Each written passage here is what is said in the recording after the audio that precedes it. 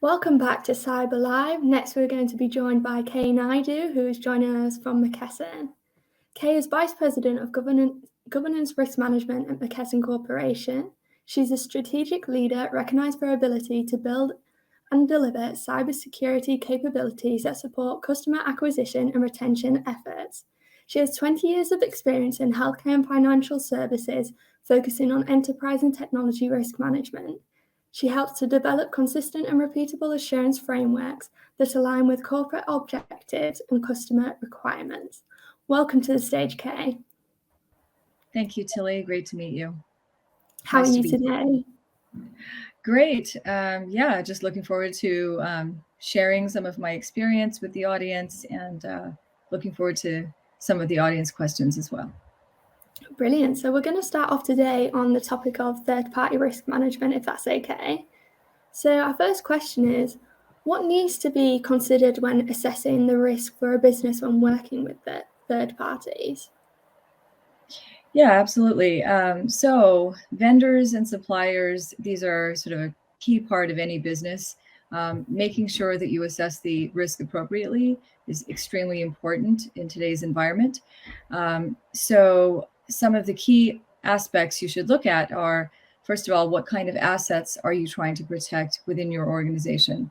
For most companies, that would be either protected health information, personal information of customers, and perhaps IP, intellectual property.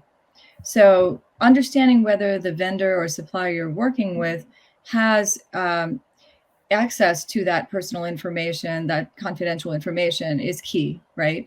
So that would be the most critical vendor in terms of cyber risk. The other thing is, do they have access to your systems or applications? And those systems could be, important to your business, and you want to make sure that the supplier cannot impact operations in any way. And then the third piece is, do they have physical access to your offices or data centers? So those key aspects to understand the relationship with the vendor are what you should first consider. And then once you understand that business relationship, you can determine the level of rigor with which to assess the cyber risk. There are also other types of risks that should be considered that your sourcing partner or procurement should be advising you on, which is financial viability risk or any other type of risk outside of IT related risks. And so what steps can businesses take to try and mitigate this third-party risk? Yeah, absolutely. My last couple of companies, I set up third-party risk management programs. And in the course of that, what I found is the best way to do it is do not use a one-size-fits-all approach for all your vendors. You have to determine who are your high-risk vendors. Again, I'm talking about cyber risk. So you have to classify them. Typically, we had 4 levels of classification. The highest risk being those with access to the confidential information. The next risk down could be, they could access certain systems, maybe not your critical systems, but there is a opportunity to bring, some of the downtime on your systems, which you don't want. Physical access, definitely, I would put that in the tier 3 category, because you don't want the vendor to be able to, damage your servers or equipment, for example. And then finally, tier 4 would be a vendor who has no access to any of those assets I mentioned earlier. So it could be, a delivery supplier that doesn't necessarily come into your facilities. Could be, so essentially those vendors you wouldn't assess. So you have to categorize them first. And then, what I've noticed with a lot of organizations is that they tend to have a questionnaire-based approach to managing third-party risk. So they could send a vendor, 300 questions to answer. Now, this does check the box, that is true. If you want to meet a regulatory requirement, I suppose you can go that route. My recommendation is to do a hybrid approach where you do ask some questions in the questionnaire, and then you also send a list of, you select maybe 30 or 40 controls that you want to test, almost like an audit. So you ask for evidence. It depends on what your contract is with the vendor, whether you have the right to audit clause.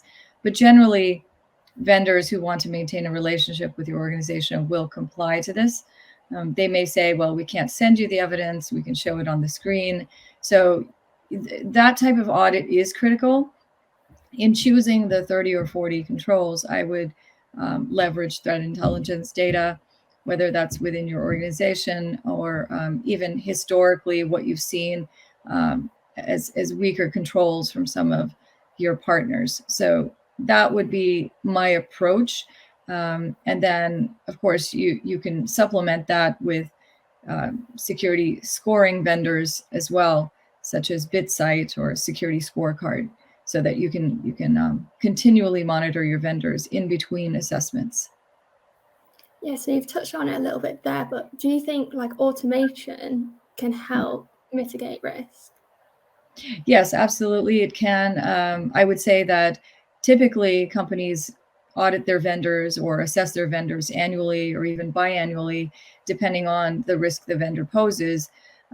What do you do in between those assessments, right? You simply can't be there all the time. So these scoring tools, such as BitSight, as I mentioned, would be able to continuously monitor the vendor. So if you notice any change in their score, which is similar to like a credit score or something like that, you see a shift all of a sudden, you could set up alerts.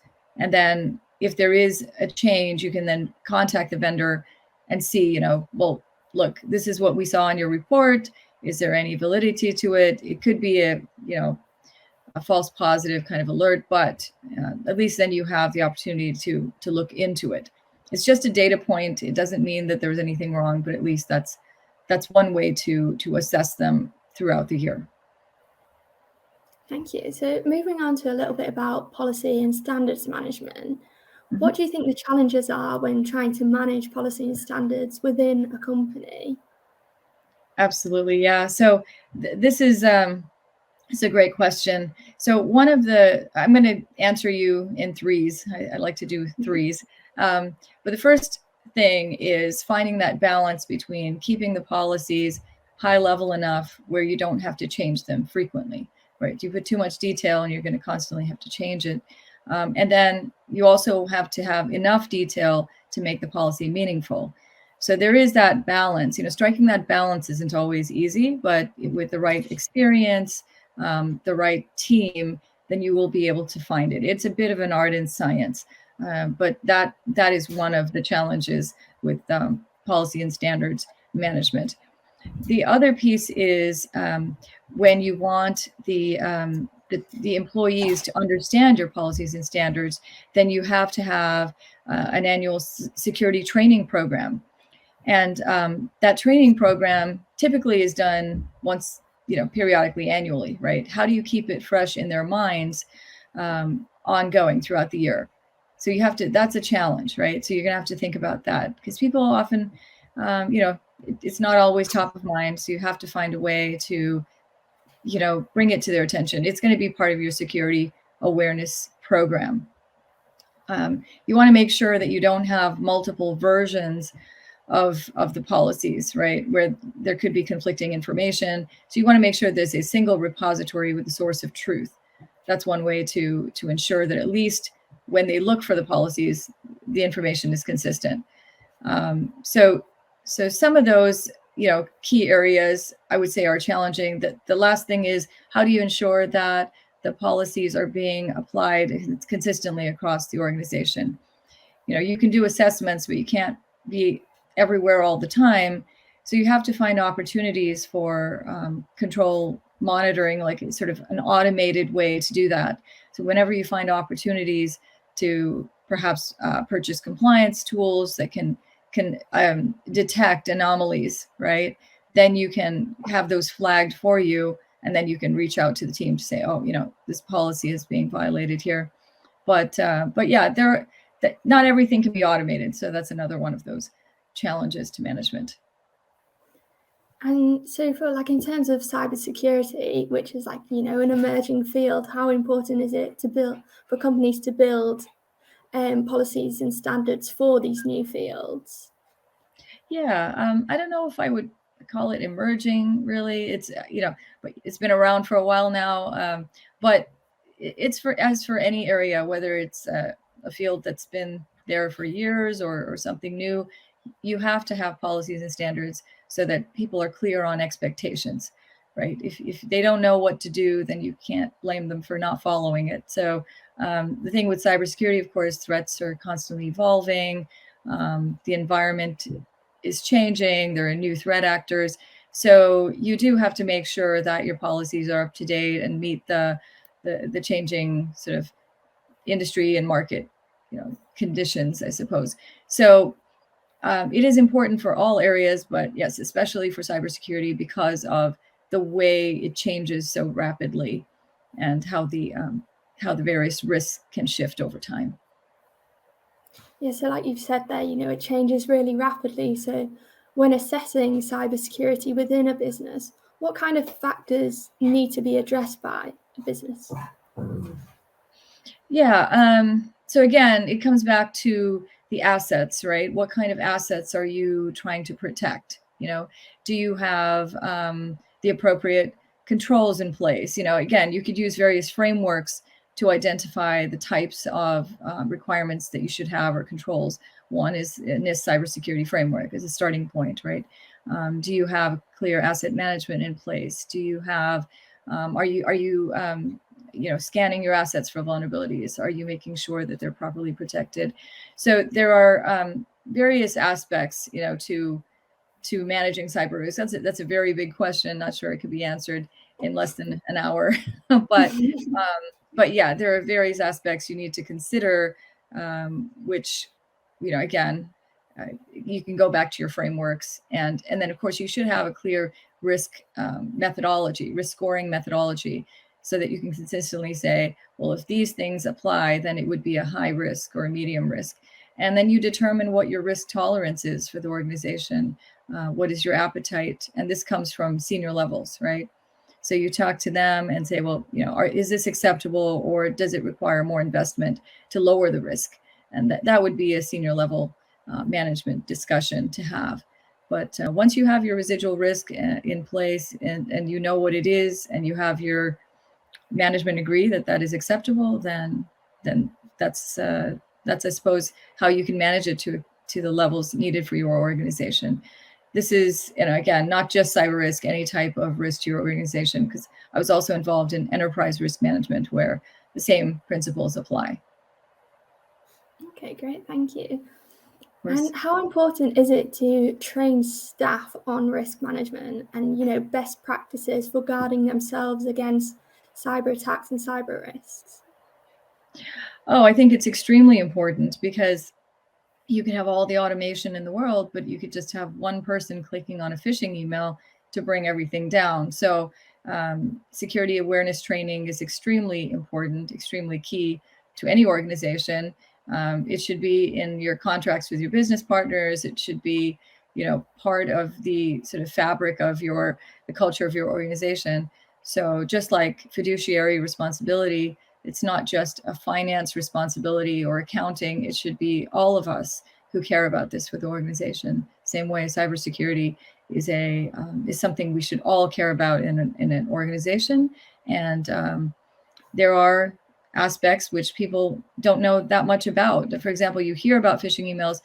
I don't know if the average person knows how to spot a phishing email. So having the kind of training that explains this is what a good email, not an email that's not suspicious, this is what it would look like, and then here is a suspicious email, here are some of the indicators that would help you flag that, and not click on links. Do not click on links from emails that you're not familiar with.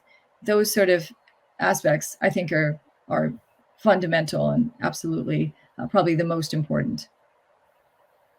Great. And before we end the discussion, we're going to answer a few questions which have come in from the audience, if that's okay. Absolutely. So the first one we've got is, how long does it take to implement a third-party risk management program? Yeah, and I've done this a couple of times now. So I would say under 6 months, if you do it correctly. In one of my organizations, I had to build it from scratch. And so setting up, first of all, this is the service I want to create, which is a third-party risk management service. here are the processes that make up the service, clearly defining what those processes are from end to end, and then kind of filling out the details in between. Once you have that established, and I mentioned the tiering, you have to come up with a process. How many tiers do you want? What kind of criteria for the tiers? What level of rigor do you want to use when testing at those different levels? And then you, of course, have to staff, depending on the size of your organization, the number of third parties you have to determine what that is. So I believe that can all be achieved in about 4 to 6 months. Great, thank you. And final question we're going to have is, what are the biggest cybersecurity threats right now? Yeah, that's a good one, right? So probably the number one to me is phishing. And this is what, again, not just me coming up with it, from my peers and industry studies, phishing emails are definitely the number one threat because of the damage, how easy it is to send a link, a malicious link or attachment in an email. If it can get through your firewalls, then it's easy enough for an individual to click on it if they're not aware. So that's to me the number one risk or threat. And then you've also got insider threat, which seems to be a growing problem these days. And then finally, there's third party risk, which is, I think, one of those key risks that companies cannot ignore. Since we've seen it over the last decade, we've seen companies like Target be impacted by this with, huge data breach as a result of their HVAC vendor being compromised. So definitely want to keep an eye on those three among all the others, but those are definitely my top three that I would say. Well, thank you for your insights today, Kay. I think we're going to wrap it up there. So that was a really interesting discussion. So thank you for joining us. Appreciate it. Thank you so much for having me. And thank you all for tuning in for this discussion today, and make sure you stay tuned and check out the rest of our speakers at CyberLive.